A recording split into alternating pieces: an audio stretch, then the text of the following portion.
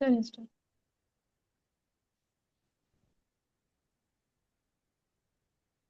अस्सलाम वालेकुम, hope you are doing great.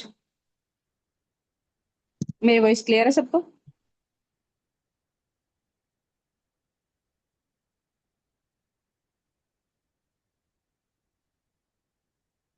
Okay, good. सो हमारा आज का सेशन है वो किस टॉपिक पे है?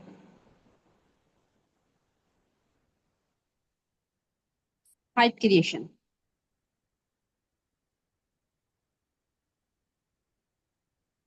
ओके, यहाँ पे मुझे एक चीज क्लियर कर दें कि आप सबके पास नोट पेन है। जिसके पास है जल्दी से टाइप यस।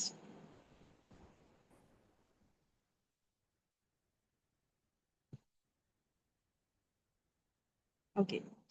सो हाइप क्रिएशन का मतलब क्या है कि आप हाइप क्रिएशन इतनी ज्यादा इंपॉर्टेंट है। कोई भी बिजनेस ले लें तो उसमें हाइप बहुत बहुत ज्यादा मैटर करती है। अब यहाँ पे अगर हम बात करें तो यहाँ पे हम स्टार्ट से ही हाइप पे ही वर्क करते हैं। जैसे कि पहले सेशन का आपने हाइप क्रिएट करनी है कि आपके पास सीट्स लिमिटेड हैं, उसके बाद करना है, होमवर्क अपने टाइम पे करना है, एंड देन जिस चीज का हम स्टार्ट में ही बता देते हैं फर्स्ट कॉल में ही कि आपका टेस्ट होगा यहाँ पे। तो ये जो सेशन है बेसिकली ये है कि आपने टेस्ट की हाइप कैसे क्रिएट करनी है, एक चीज। दूसरी चीज ये कि आपने जब सीनियर को ऐड करना है तो आपने वो कैसे ऐड करना है सीनियर को, और उस पर्सन को आपने कैसे बताना है कि सीनियर न्यू क्या है, उसकी हाइप कैसे क्रिएट करनी है आपने। एंड थर्ड थिंग ये कि आपने वो टेस्ट कैसे करना है। अब पहली चीज तो ये है कि टेस्ट का हम बता देते हैं। सेकंड थिंग ये है कि जब आपने टेस्ट प्रिपरेशन कॉल करते हैं हम, एक तो 2 दिन की आप प्रोस्पेक्टिंग कॉल करते हैं, उसके बाद थर्ड कॉल जो होती है वो है टेस्ट प्रिपरेशन कॉल, कि आपने उसका टेस्ट प्रिपेयर करवाना है। अब यहाँ पे आपने एक चीज का बहुत ज्यादा ख्याल रखना है कि ऐसा नहीं आपने कहना है कि जो आपको टेस्ट में क्वेश्चंस आएंगे मैं वो आपको बता देती हूँ। आपने जस्ट इसी तरह कहना है कि मैं टेस्ट के हवाले से आपको गाइड कर देती हूँ, क्योंकि मैं भी खुद टेस्ट करती हूँ, मैं एज सीनियर वर्क कर रही हूँ, मैं खुद भी टेस्ट करती हूँ। तो इस लिहाज से मुझे आइडिया है कि टेस्ट में कैसे क्वेश्चंस हो सकते हैं। वैसे तो ये सीनियर पे डिपेंड करता है, क्वेश्चन तो चेंज होते रहते हैं। अब ये पॉइंट्स छोटे छोटे बता रही हूँ, या नोट डाउन कर लेना है, बट मैं आपको ये बता रही हूँ क्योंकि मैं खुद भी टेस्ट करती हूँ, सो मैं आपको इस लिहाज से गाइड आउट कर दूंगी। अब उस पर्सन का आपने क्वेश्चन करवाना है कि जो टेस्ट करना है जिसने, सीनियर का आपने इंट्रोडक्शन देना है, उसकी हाइप क्रिएट करनी है। क्योंकि अगर हम हाइप क्रिएट नहीं करेंगे ना तो वो जो है वो हमें खुद ही सीरियस नहीं लेगा, हमारे सीनियर को सीरियस नहीं लेगा। अब यहाँ पे कुछ लोग ऐसे भी होते हैं जो सीनियर को आगे ये बता रहे होते हैं कि ये पर्सन ऐसे है ऐसे है, तो ये बहुत, इस पे क्या है कि आपके साथ वो पर्सन ज्वाइन ही नहीं करता। क्यों नहीं करता? क्योंकि आप खुद उससे इम्प्रेस हो जाते हो, हालांकि उससे आपसे इम्प्रेस होना चाहिए। बट अगर आप इम्प्रेस हो जाते हो तो वो तो फिर क्या ही उसने ज्वाइन करना है। तो आपने अपने सीनियर की हाइप क्रिएट करनी है वहाँ पे, कि सीनियर मैम या सर वो सीनियर लेवल पे वर्क कर रहे हैं, बहुत ज्यादा बिजी स्केड्यूल होता है उनका, बहुत मुश्किल से वो टेस्ट का टाइम देते हैं, बहुत ज्यादा बिजी स्केड्यूल होता है, बहुत मुश्किल से वो टेस्ट का टाइम देते हैं। तो मैंने उनसे रिक्वेस्ट की हुई है, कल से कह दें कि मैंने उनसे कल से रिक्वेस्ट की हुई है, आपसे टाइम लिया, आपके लिए टाइम लिया हुआ है। ये मैं आपको टाइम बता रही हूँ। आपने इस टाइम पे लाजमी लाजमी तौर पे एक्टिव रहना है। क्योंकि एक चीज उन्हें बहुत, वो कह रहे हो कि बुरी लगती है, आप इस तरह कह सकते हो कि ये चीज उन्हें बहुत इरिटेट करती है या बुरी लगती है कि अगर कोई पर्सन लेट हो जाए या उसके बैकग्राउंड में शोर हो, तो आपने इन दो चीजों का स्पेशली ख्याल रखना है। ऐसी जगह पे हो जहाँ पे बैकग्राउंड नॉइज ना हो, एंड आपने टाइम पे एक्टिव रहना है। जो भी टाइम आपको बताया जाए आपने उस टाइम पे लाजमी लाजमी तौर पे एक्टिव रहना है। और उसके अलावा ये भी बता दिया करें उधर ही पर्सन को कि जब सीनियर कॉल में आ जाए तो ऐसा नहीं है कि अगर आपको पीछे से घर वाले आवाजें दे रहे हैं तो आप साथ ही उनसे भी बातें कर रहे हो, उन्हें भी जवाब दे रहे हो और सीनियर कॉल में है। तो उसे कहना है कि अगर कोई आपको इन केस इमरजेंसी हो जाती है, कोई बुला लेता है अचानक से, तो आपने म्यूट करना है, उसके बाद उस बात का जवाब देना है और फिर आना है कॉल में। क्लियर है यहाँ तक?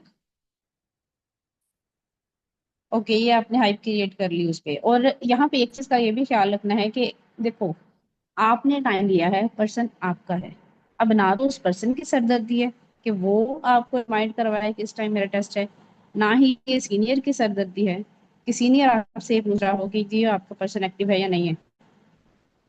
आपने खुद 2 से 3 रिमाइंडर सीनियर को देने हैं जिससे आपने टाइम लिया है, और कम से कम 3 से 4 रिमाइंडर उस पर्सन को देने हैं कि आपने इस टाइम पे एक्टिव रहना है, मैंने आपके लिए टाइम लिया है। सो जब हम कॉल करते हैं, तो ये उसके बाद का आप बता रही हूँ, आपने उसे कॉल पे ले लिया, आपने उसे कहना है कि आप म्यूट कर लें। मैं मैम या सर जिससे भी आपने टाइम लिया होगा उसका कहना है कि मैं उन्हें ऐड कर रही हूँ। जब मैं कहूंगी तब आपने अनम्यूट करना है, एंड मेक श्योर कि वो म्यूट कर चुका हो जब आप सीनियर को ऐड करें। क्योंकि होता इस तरह है कि जो सीनियर है वो उस पर्सन से बात कर रहा होता है जिसने ऐड किया है, और वो जो जिसका टेस्ट होना है वो पहले से बात कर रहा होता है। तो इस तरह हाइप तो सारी की सारी खत्म हो जाती है। पहले आपने उसे म्यूट करवाना है, उसके बाद आपने सीनियर को ऐड करना है। अब ऐड हो गए, वो म्यूट हो गया, आपने सीनियर को ऐड कर लिया, सलाम करना है जैसे हम करते हैं सिंपली, अस्सलाम वालेकुम, जी मैम कैसी हैं आप, मैम या सर, बस कैसी हैं आप, वो भी आगे से पूछ लेगा आपसे, ये इनफ है। आगे नेक्स्ट जरूरत नहीं है जाने की कि जी आपकी फैमिली में कैसे हैं सब, ये इस तरह ज्यादा डिटेल्स में जाने की जरूरत नहीं है। फॉर्मल आपने बात करनी है, फॉर्मल वे में, जी अस्सलाम वालेकुम, वो वालेकुम सलाम, कैसी हैं आप, ओके जी अल्हम्दुलिल्लाह। Okay ma'am, first of all thank you so much कि आपने इतने बिजी स्केड्यूल से टाइम मैनेज किया। अब यहाँ पे देखा है, आपकी वॉइस में एक्साइटमेंट होनी चाहिए, उस पर्सन को नजर आना चाहिए कि ये तो खुद इतना एक्साइटेड हो रहा है सीनियर से बात करके कि जैसे इसे बहुत मुश्किल से टाइम मिला है। ये चीज आपकी आवाज में नजर आनी चाहिए। अब है इस तरह, हम ना एक चीज कर करके ना बोर हो जाते हैं, क्योंकि आप दिन में हो सकता है कि 3-4 लोगों के टेस्ट करवा रहे हो, तो आपको वो चीज क्या लगेगी, वो फॉर्मेलिटी लगेगी। लेकिन वो जो अगला बंदा सुन रहा है ना, ये फॉर्मेलिटी उसके लिए नहीं है, वो एक ही दफा सुन रहा है उस चीज को। तो आपने हर दफा अपने वॉइस में सेम एक्साइटमेंट रखनी है।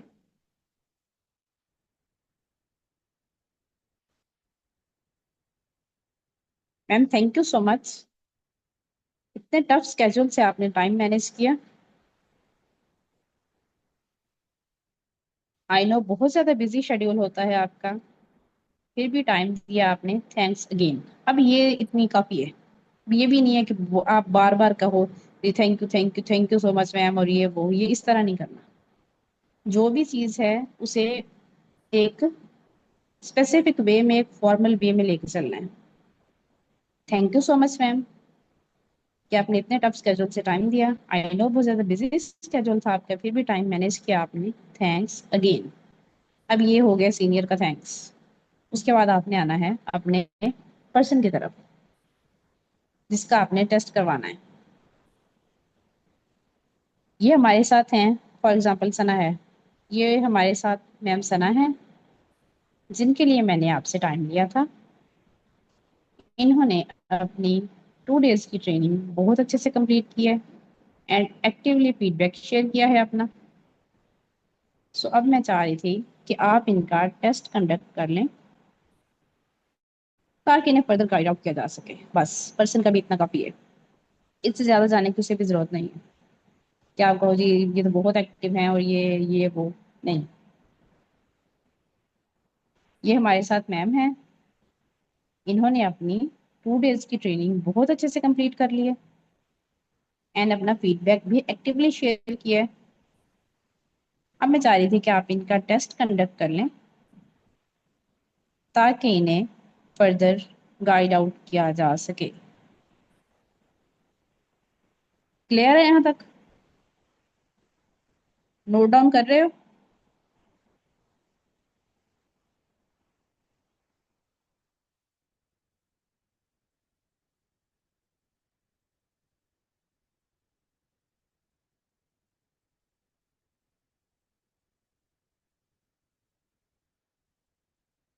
ओके। अब यहाँ तक हो गया कि हमने पर्सन को ऐड कर दिया सीनियर के साथ।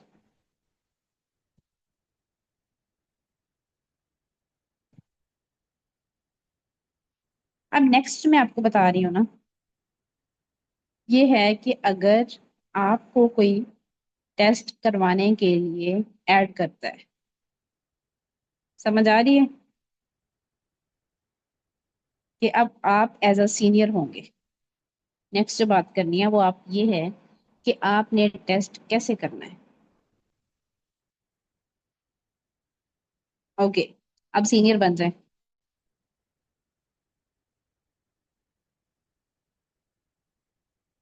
सो आप एज अ सीनियर आ गए कॉल में। आपने कहना है अस्सलाम वालेकुम। अब सीनियर का, ये मैं स्टार्ट से बता रही हूँ कि सीनियर का लगना चाहिए कि वो सीनियर आया है। ऐसा नहीं है कि वो जो पर्सन है वो उससे भी डाउन है और जो ऐड कर रहा है वो उससे भी डाउन है।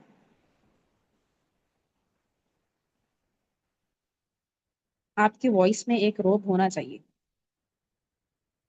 लाउड भी हो। ये नहीं कि बहुत ज्यादा लाउड हो, लेकिन उसमें एक रोब भी होना चाहिए और वो लाउड लाजमी होनी चाहिए थोड़ी सी। एटलीस्ट जो पर्सन बात कर रहा है उससे तो लाजमी लाउड होनी चाहिए और सीरियस होनी चाहिए, क्योंकि आप यहाँ पे वाकई टेस्ट करने आए हैं, कोई मजाक करने नहीं आए। अगर यहाँ पे जॉब होल्डर्स हैं तो उन्होंने देखा होगा कि जो इंटरव्यू करते हैं तो वो कैसे करते हैं। तो उस चीज को अपने माइंड में रख के तो फिर आपने टेस्ट करना है। अस्सलाम वालेकुम। अब वो बात हो गई आपकी उस पर्सन से, मतलब जो भी जिसने ऐड करना था वो आपने कर लिया। अब आप डायरेक्ट बात कर रहे हो जिसका आपने टेस्ट करना है। जी अस्सलाम वालेकुम। हो गएगा, वालेकुम अस्सलाम, कैसे हैं आप? ओके, वो जवाब सलाम दुआ होगी। Okay, so first of all shortly अपना इंट्रोडक्शन करवाएं। फर्स्ट ऑफ ऑल शॉर्टली अपना इंट्रोडक्शन करवाएं, या इंट्रोड्यूस योरसेल्फ ये भी कह सकते हैं, जैसे आपको इजी लगे। अब वो अपना इंट्रोडक्शन दे देगा। अब यहाँ पे यह है कि कुछ पर्सन्स होते हैं जो अच्छे से इंट्रोडक्शन अपना करवा देते हैं, अपना नेम भी बता देते हैं, सिटी भी बता देते हैं, प्रोफेशन भी बता देते हैं। कुछ होते हैं जो जस्ट नेम बता के ही चुप हो जाते हैं।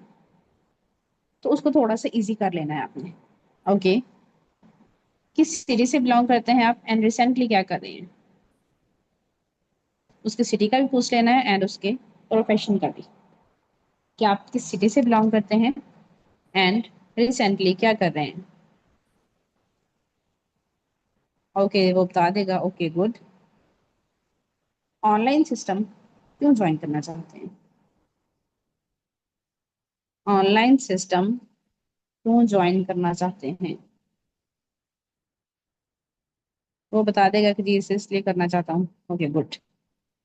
फैमिली के साथ आपने डिस्कस किया है कि आप ये ट्रेनिंग ले रहे हैं या ऑनलाइन सिस्टम ज्वाइन करना चाहते हैं? इसका जवाब हो गया। हम्म। सो कैसी रही यहाँ पे आपकी ट्रेनिंग अभी तक? अब जो यहाँ पे आपने बोलना है मैम या सर, जो भी आपसे टेस्ट के लिए टाइम लिया है ना जिसने, उसका बोलना है कि मैम के साथ एंड कंपनी के साथ जर्नी कैसी रही आपकी। गुड। चलें टेस्ट स्टार्ट करते हैं आपका। ये क्वेश्चंस नोट डाउन कर लें जो मैं अभी आपको लिखवा रही हूँ। जिस कंपनी के साथ आप ज्वाइन करने जा रहे हैं उसका फुल नेम क्या है?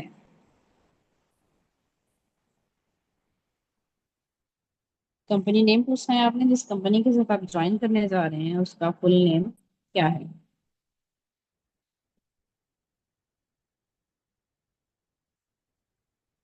एक्टिव एंड पैसिव इनकम में क्या डिफरेंस होता है? अब इस क्वेश्चन को आप डिफरेंट तरह से पूछ सकते हैं। आप इसे इस तरह भी पूछ सकते हैं कि ESBI मॉडल को एक्सप्लेन करें, या दो पार्ट्स में डिवाइड कर लें कि ESBI की फुल फॉर्म क्या होती है। उसके बाद business owner and self employ में क्या डिफरेंस होता है ये भी पूछ सकते हैं, या एम्प्लॉय और बिजनेस ओनर में क्या डिफरेंस होता है। ये मैं आपको डिफरेंट वेज बता रही हूँ, आप जैसे सुटेबल लगे तो आप उस तरह लिहाज से पूछ सकते हैं पर्सन से। एक ही क्वेश्चन के 3 से 4 मेथड बताए हैं। एक्टिव एंड पैसिव इनकम में क्या डिफरेंस होता है, ESBI मॉडल एक्सप्लेन करें। ESBI की फुल फॉर्म क्या होती है, self employ and business owner में क्या डिफरेंस है।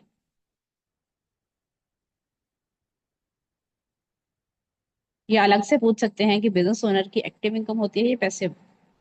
अब ये है कि थोड़ा सा ना अपने माइंड से ला लेना है अपना, जैसा पर्सन हो उसके अकॉर्डिंगली ये क्वेश्चन आपने चेंज कर लेने हैं। लकीर के फकीर नहीं बनना।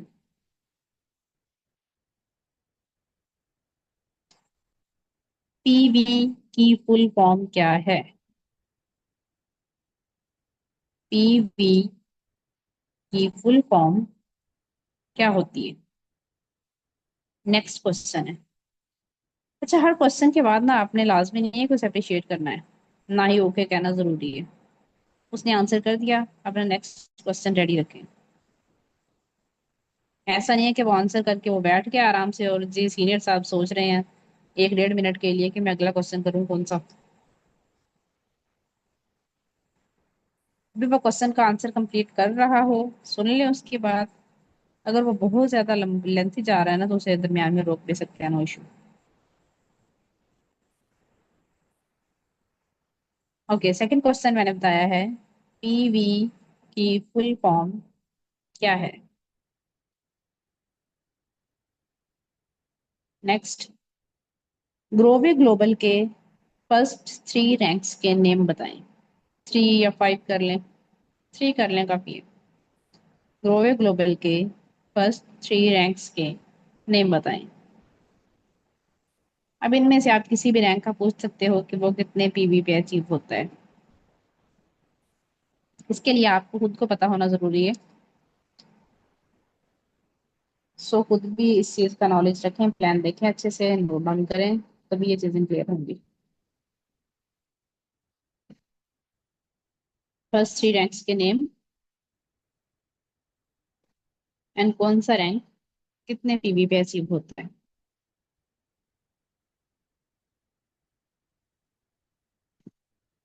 नेक्स्ट, ग्रोवे ग्लोबल आपको सोशल सिक्योरिटी कैसे प्रोवाइड करती है।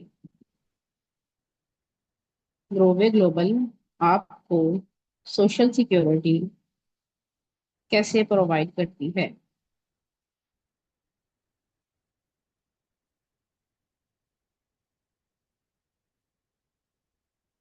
अगर आपके पास कोई कस्टमर आए, आपने उसे अपने प्रोडक्ट की एश्योरिटी कैसे देनी है। अगर आपके पास कोई कस्टमर आता है तो आप उसे अपने प्रोडक्ट की एश्योरिटी कैसे देंगे। अब कुछ लोग होते हैं जो इसे समझ जाते हैं, वैसे तो जिसने अच्छे से प्रोस्पेक्टिंग हुई भी हो जिसकी, तो उसे तो ये समझ आ जाती है चीज। बट अगर किसी पर्सन को नहीं भी आ रही, उसे थोड़ा बहुत क्लियर है इस बारे में, तो आप अपना क्वेश्चन थोड़ा सा उसे एक्सप्लेन कर सकते हैं। कैसे, कि अगर आपके पास कोई कस्टमर आता है, आपने उसे ये चीज क्लियर करनी है कि आपका प्रोडक्ट उसके लिए वाकई बेनिफिशियल है, तो आप उसे कैसे क्लियर करेंगे, आपके ख्याल में इसका बेस्ट वे क्या होगा। तो बता देगा कि जो भी होगा। और एक चीज यहाँ पे, अगर पर्सन किसी क्वेश्चन का गलत आंसर करता है तो उसे ठीक नहीं बताने लग जाना वहां पे। बस आंसर सुन लिया, नेक्स्ट क्वेश्चन पे मूव अप करो। ओके, अब ये सारे क्वेश्चंस हो गए यहाँ पे। उसके बाद कहेंगे ओके, मेरा लास्ट क्वेश्चन है आपसे एंड यहाँ पे आप ये भी कह सकते हैं कि मेरा लास्ट क्वेश्चन है आपसे एंड आपकी सिलेक्शन इसी क्वेश्चन के आंसर की बेस पे होगी, डिपेंड करेगी, ये भी कह सकते हैं, कंप्लीटली नहीं होगी। आपकी सिलेक्शन इस क्वेश्चन के आंसर पे डिपेंड करेगी। आपके अंदर ऐसी कौन सी तीन क्वालिटीज हैं, ये क्वेश्चन बता रही हूँ। आपके अंदर ऐसी कौन सी तीन क्वालिटीज हैं जिनकी बेसिस पे आपको यहाँ पे हायर किया जाए। ऐसी कौन सी तीन क्वालिटीज हैं आपके अंदर जिनकी बेसिस पे आपको यहाँ पे हायर किया जाए। ओके गुड, तो बता देगा तो ठीक है। यहाँ पे अगर कोई है काफी डाउन है पर्सन, तो उसको आप मोटिवेट भी कर सकते हैं। जैसे कि अगर वो स्टूडेंट है तो आप एंड पे उसे इतना कह सकते हैं कि ओके वेरी गुड, उसकी यहाँ पे ना थोड़ी सी तारीफ कर देना, लेकिन तारीफ वो करनी है जो नेचुरल हो। अब ऐसा नहीं है, देखो कुछ पर्सन में होता है कॉन्फिडेंस बहुत अच्छा होता है, बट अगर उन्हें किसी क्वेश्चन का आंसर नहीं भी आ रहा होता ना, तो उसे किसी ना किसी तरीके से मैनेज कर लेते हैं। तो आपने उसकी लर्निंग की तारीफ नहीं करनी, आपने उसके कॉन्फिडेंस की तारीफ करनी है। कुछ पर्सन होते हैं जिन्होंने लर्निंग बहुत अच्छे से की हुई होती है, लेकिन वो कंफ्यूज हो जाते हैं। तो आप जब उन्हें, आपको हो सकता है क्वेश्चन रिपीट करना पड़े उनके लिए, तो आपने उनके कॉन्फिडेंस की तारीफ नहीं करनी, उनकी लर्निंग की करनी है। जो जिसमें जो क्वालिटी हो आपने उसे थोड़ा सा अप्रिशिएट लाजमी करना है उनपे, कि जी ये स्किल आपकी बहुत अच्छी है। एंड आप जैसे आपने बताया कि आप स्टूडेंट हैं, ये मैं बता रही हूँ कि अगर किसी पर्सन को आपने मोटिवेट करना हो एंड पे, तो वो भी कर सकते हैं। जैसा कि आपने बताया कि आप स्टूडेंट हैं, हमारे साथ यहाँ पे बहुत से स्टूडेंट्स वर्क कर रहे हैं एंड पार्ट टाइम में वर्किंग करके एक अच्छी खासी इनकम जनरेट कर रहे हैं। सो इंशाल्लाह आप भी कर सकते हैं। एंड आपके अपलाइन माशाल्लाह से बहुत ग्रेट लीडर हैं, बहुत से लोगों को यहाँ पे इन्होंने सक्सेसफुल किया है। सो इंशाल्लाह आपको भी करेंगे। आपके टेस्ट का रिजल्ट कुछ टाइम में अनाउंस किया जाएगा। सो अपनी अपलाइन के साथ कनेक्टेड रहें, फर्दर डिटेल्स वो आपको प्रोवाइड कर देंगी, ये जो भी होगा। क्लियर?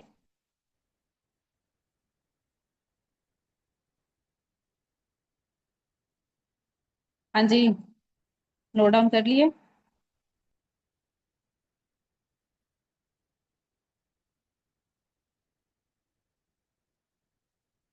ओके, सो इतना क्या है कि आपने, okay ji, take care both of you, हाफिज, आपने कॉल लेफ्ट कर देनी है।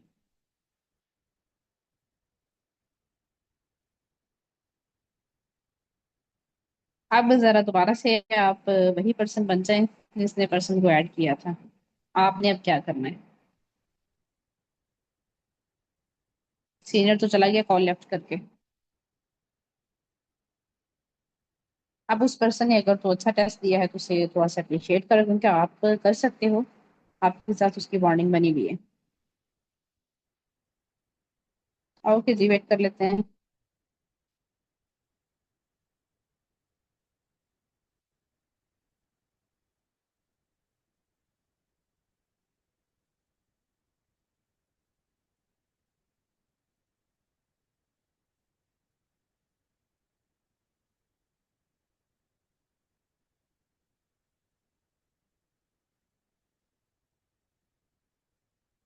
सो आपने उस पर्सन को थोड़ा सा अप्रिशिएट करना है कि गुड, अगर उसने अच्छे से दिया है तो आपने टेस्ट बहुत अच्छे से दिया है। और अगर आपका टेस्ट क्लियर हो गया, तो मैम या सर जिसे भी आपने करवाया है, तो वो आपको एक सर्टिफिकेट शेयर करेंगे। जैसे ही आपको सर्टिफिकेट रिसीव हो, आपने मुझे इन्फॉर्म कर देना है। उसके बाद मैं आपको फाइनल वर्किंग प्लान की वीडियो शेयर करूंगी, जिसमें आपको वर्किंग के बारे में कंप्लीट आइडिया हो जाएगा कि आपने यहाँ पे बेसिकली स्टार्टअप लेना कैसे है। और रैंक्स के हम पहले ही हाई क्रिएट कर चुके होंगे प्रोस्पेक्टिंग में, कि ये रैंक क्या होते हैं और ये अचीव करने की स्टोरी है। तो आपने उसमें बताना है कि उस वीडियो में आपको वर्किंग के बारे में पता चलेगा कि आपने यहाँ पे काम कैसे स्टार्ट करना है, रैंक्स क्या होते हैं, ये आप अचीव कैसे कर सकते हैं, हर रैंक पे अर्निंग कितनी कितनी होती है डिटेल में, ये आपको सारी चीजें क्लियर हो जाएंगी। लेकिन आपने उस वीडियो को साथ साथ नोट डाउन लाजमी करना है।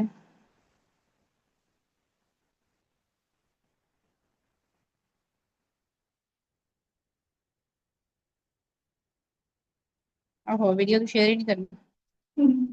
ओके, चले यही कह देना है आपने कि सर्टिफिकेट रिसीव हो जाएगा, तो आपने मुझे इन्फॉर्म कर देना है। उसके बाद मैं आपको फर्दर वर्किंग के बारे में गाइड करूँगी, या फाइनल वर्किंग प्लान का बता दूंगी।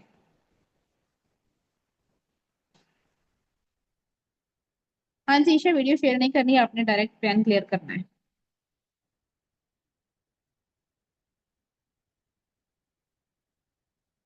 ठीक है, यहाँ तक क्लियर है।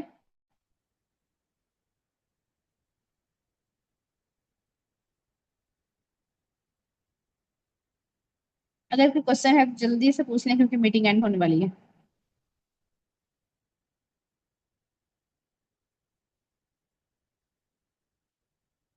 अब यहाँ पे बहुत से लोग हैं जो टेस्ट पहले से कर लेते हैं, और बहुत से लोग हैं जो जिन्होंने कभी भी नहीं किया।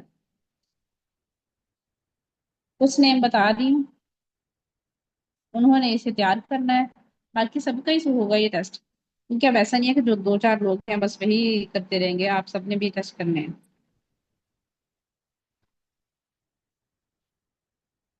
परसों उनका टेस्ट होगा कि आपने टेस्ट कॉल कैसे कंडक्ट करनी है। नेम आपको बता दिए जाएंगे ग्रुप में। वैसे तो सबने ही रेडी करना है इसे, बट जिन पर्सन के नेम बताए जाएं उन्होंने इसे परसों तक क्लास में रेडी रखना है।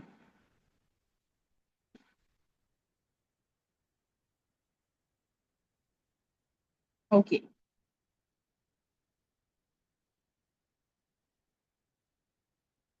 गुड, चलें क्लियर है तो ठीक है।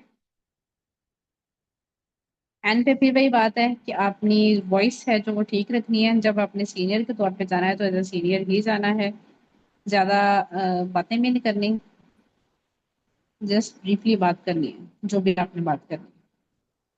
ये बात की समझ भी आ जाए, और सेंटेंस बहुत ज्यादा लंबी ना हो,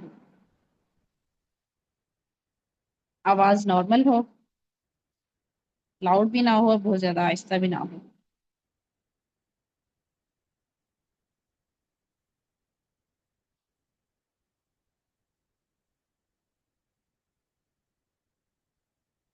मैम एंड कर दें?